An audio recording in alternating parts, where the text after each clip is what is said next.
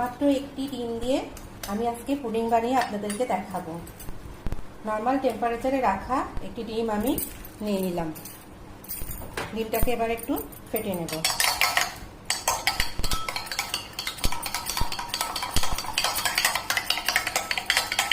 এবার এর মধ্যে আমি চিনি দিয়ে দিলাম, পরিমাণ মতো চিনি। যে একটু মিষ্টি বেশি খেতে চান তো একটু বেশি দিবেন। আমি এই কাপের আধা কাপ মতো দিয়ে দিলাম। এবার আমি চিনিটাকে ভালো করে ফেটিয়ে নিচ্ছি। এবার আমি ক্যারামেল তৈরি করে নেব।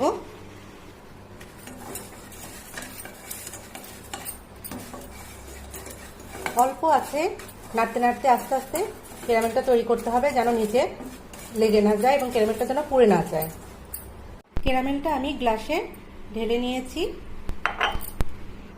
পুডিং বানানোর জন্য দুধটা হালকা গরম করে নেব। হালকা গরম দুধে সামান্য পরিমাণ কর্নফ্লাওয়ার আমি মিশিয়ে নিচ্ছি।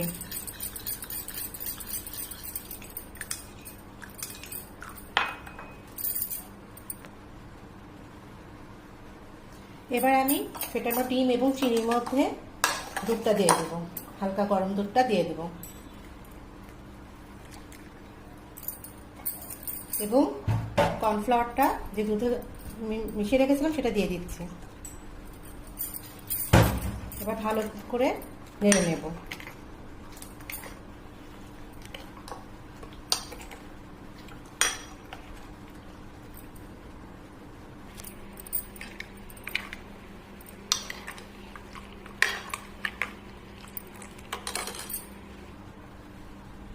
এবার আমি গ্লাসের মধ্যে দুধটাকে দিয়ে দিচ্ছি।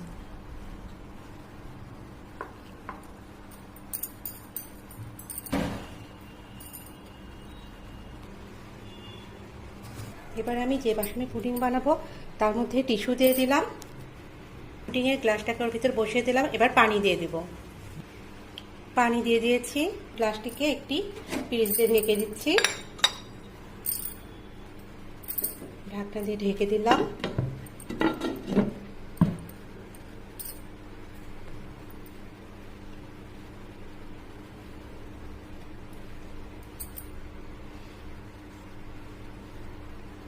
চুলাটা জ্বালিয়ে দিয়ে 15 মিনিট। আমার পুডিংটা কিন্তু হয়ে গেছে। এখন আমি এটাকে পরিবেশন করব।